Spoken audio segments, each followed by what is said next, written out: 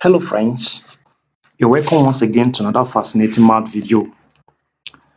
Now in this video we shall be considering a problem taken from applied math and it's titled as the battleship versus convoy problem. Once again, I shall be assuming familiarity with concepts because in this video we'll focus on solving a particular past question. So we'll not be giving a detailed explanation on concepts as it will make the video too lengthy, which I must avoid by all costs. Alright? And I would like to inform you that I render an online private math tutoring service. So if you're interested in this service, be very free to get across to me, message me, and we shall make preparation on how the class will be organized. I'm a very prolific and competent math tutor because I've been involved in teaching mathematics for over a decade, teaching various levels up to the undergraduate level. I've been into mathematics for a long time, so I'm very competent in it. So you can trust in me and just give me a trial if you want to test my capacity. I render exclusive tutoring when it comes to mathematics. All right, so we shall not be considering detailed explanation of concept, as I said, but we shall assume familiarity with concepts. All right. Now over here is a problem. It's an applied math problem. You say a battleship whose top speed is 24 km per hour is detailed to intercept a convoy steaming due east at 16 kilometers per hour. The convoy is 29 kilometers away in a direction 30 degrees east of south, and it maintains its course. So the question is, find the shortest time in which the battleship can reach the convoy. All right, so this is a problem. So the first thing to do when solving this kind of problem is to try to diagrammatize the problem.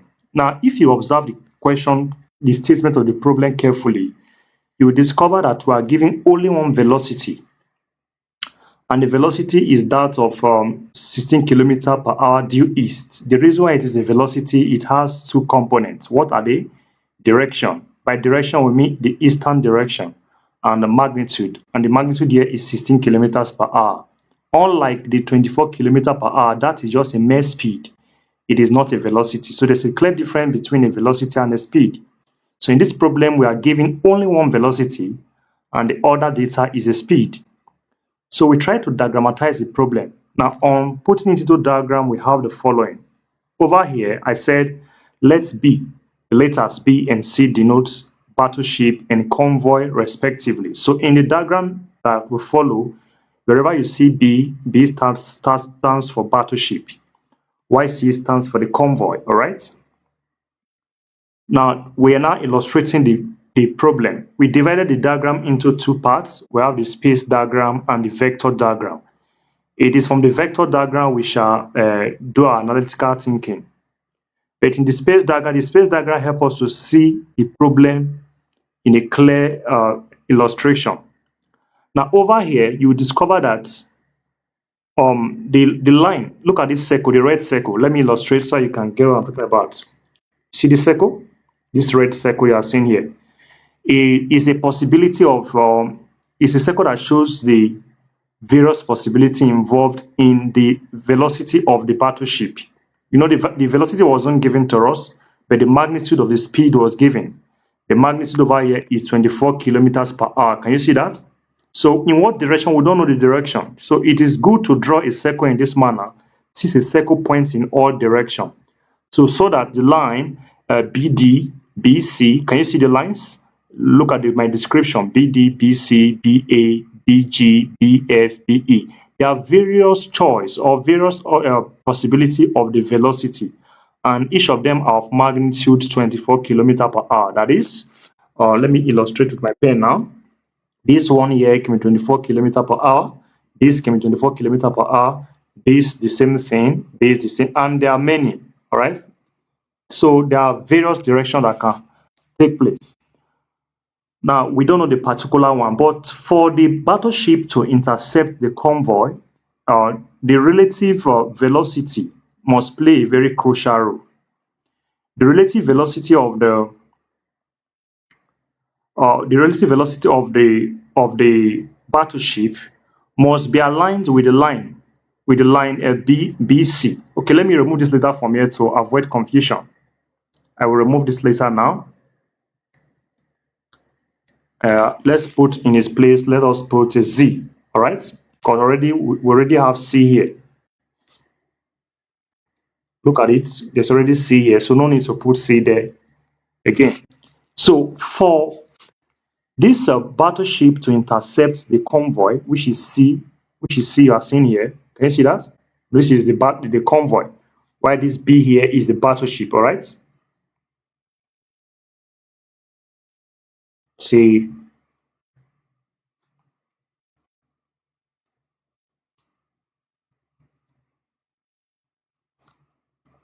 all right? So let's continue our discussion. Now, for this battleship to intercept the convoy, that is B, see this B? Can you see this B over here?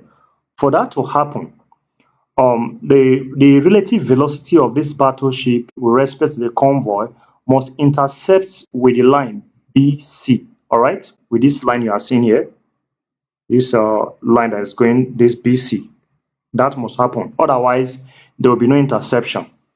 So for that to happen, to get relative velocity, let's say we want to get the relative velocity of the battleship with respect to the convoy. Now, how do we get that?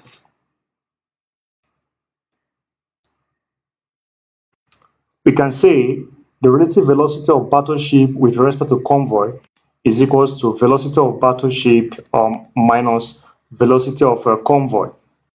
All right. So on this description you are seeing here, it shows one thing. Now, if we should subtract a velocity of 16 kilometer per hour uh, from both the convoy and the battleship, we shall have the following. That is, we are trying to reduce the convoy to rest by subtracting an opposite from it and an exact opposite from it. Now, if we are subtracting an exact opposite of 16 kilometer per hour, which is due west, we must also subtract that the same amount from the battleship to balance up everything. All right, look at it over here. Can you see that? So take note of that. And the opposite is given as a BQ. Can you see that? This BQ you are seeing here, this BQ, that is a subtraction. So if we subtract 16 kilometer per hour due west from both machines, we'll reduce the convoy to rest, while the resultant will be the relative velocity of the battleship with respect to the convoy. And this resultant is seen as a B arrow. Can you see that in this diagram over here? Look at it over here. Look at it, B arrow.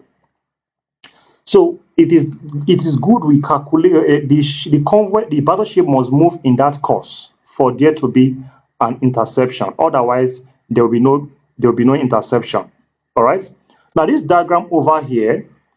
So in other words, the actual course of the battleship will be line Q arrow. Can you see Q arrow in the diagram? Q arrow is very clear. Look at it over here. Q arrow. Can you see that? That is Q arrow. So that the convoy must move, the battleship must move in that direction for there to be an interception. Otherwise, there will be no interception. Look at the scenario is also displayed here in this triangle. Yeah, this is Q arrow. So this is the course in which the battleship should move in order for it to intercept the convoy, because the relative velocity B arrow intercepts exactly with the line coincides with the line BC. All right, so that would not make this line Q arrow to be the actual course of movement of the battleship. So it is then proper to calculate the distance QS. So if we can get the distance QS, we can get the time that we intercept, because in the problem we are required to find, it says find the shortest time in which the battleship can reach the convoy. So we have to find time. All right. Since we have to find time, it is proper to find length QS. How do we get QS? All right, it's very easy. Let us strive to get QS. So since this explanation is clear, um, we can go over to find QS. However, if it is not clear, just you have to bear with me because this is the past question. I have to just solve it for some people that needs it, that have the understanding already. But if you want a Crado teaching, I can, as I said earlier on, you can chat me up and we'll make arrangement for how your class will be. All right? Because we have to explain certain concepts to you, give simple examples before proceeding to this kind of examples. This example, we are assuming that you have a basic knowledge on these concepts already. So that aside, let's go over to solving this problem.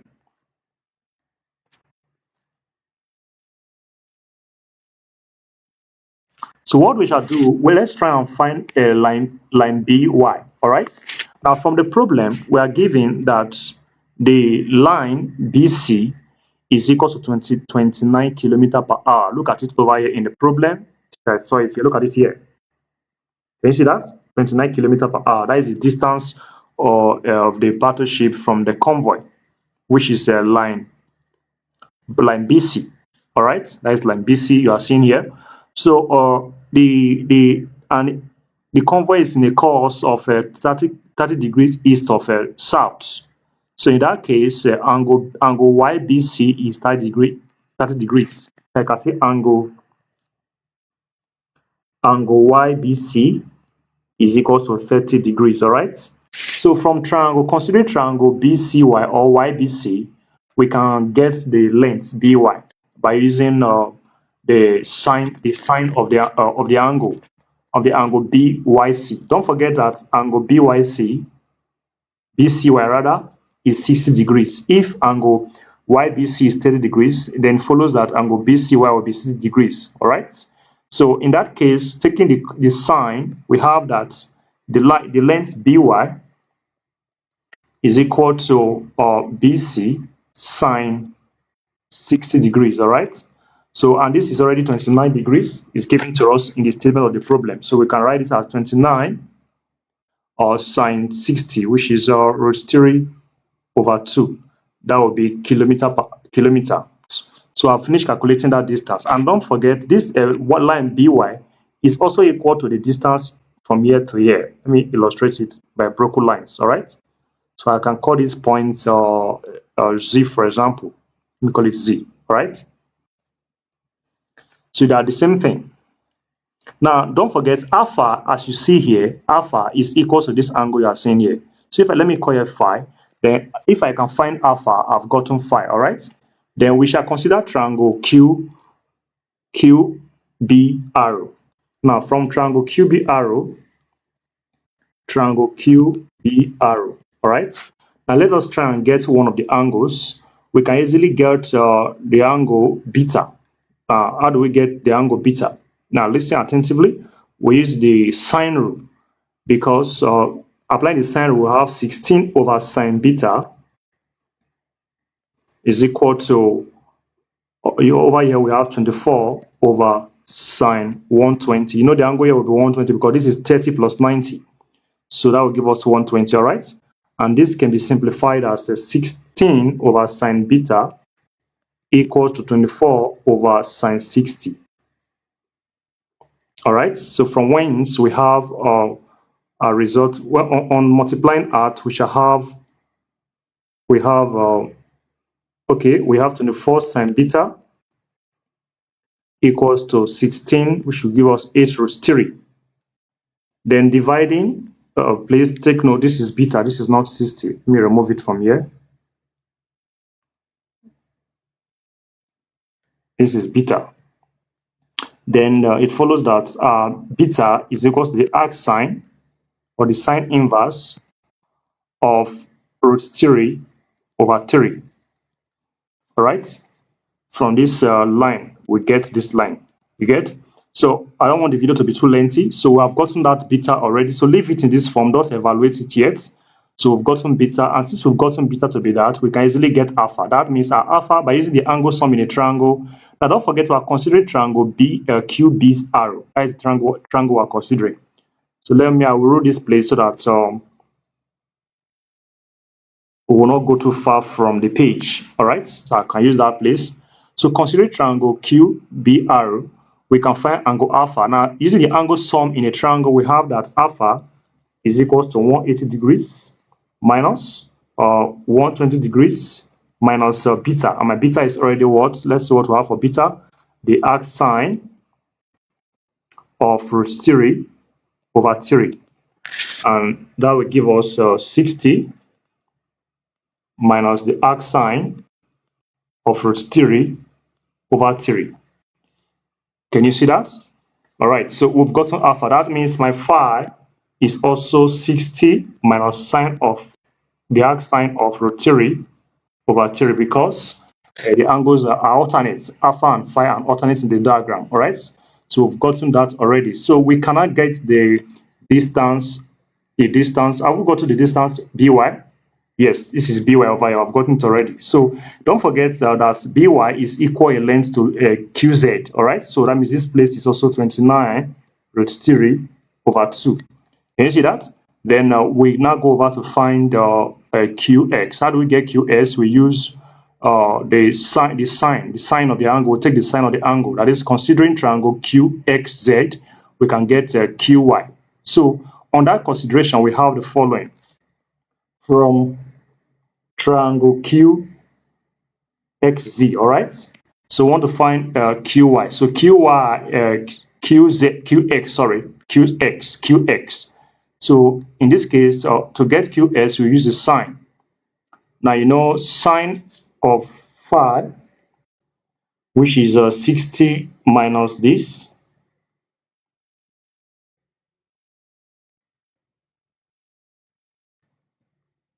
is equal to the opposite, which is 29 root 3 over 2 divided by QS, which we don't know. We're about to find it. QX, all right? So let me take more page to continue the work. All right.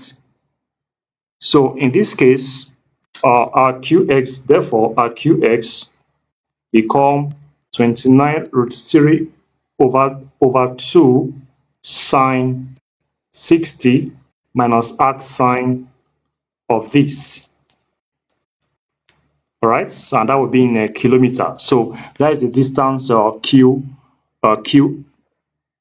All right, that is the distance. Now we can say let the time of intersection be t.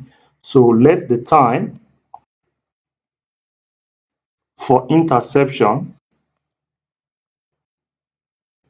be t hours. All right. So in that case, don't forget that the velocity. Don't forget that qr is a velocity. All right. I mean this. Let me illustrate. I mean this line you see here. That is qr. Can you see qr? That is the velocity, and it has a magnitude of 24 kilometers per hour. Look at it over here. Look at them. These are the various possibilities we can have.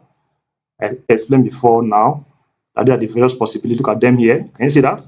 But the most favorable case is when the relative velocity b arrow it coincides with the line BC. All right, and that will give us an actual velocity of q arrow. Can you see that?